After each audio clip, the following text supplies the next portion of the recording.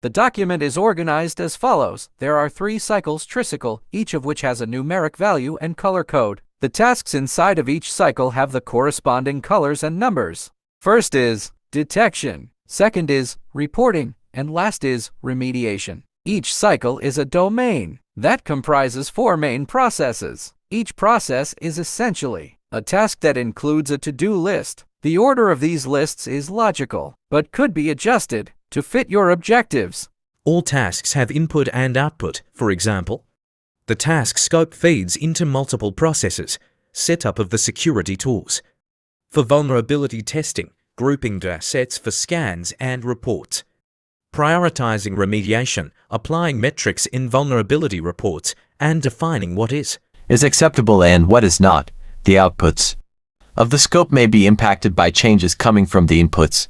This is imperative to remember. Your scope changes as you receive feedback from reports and exceptions.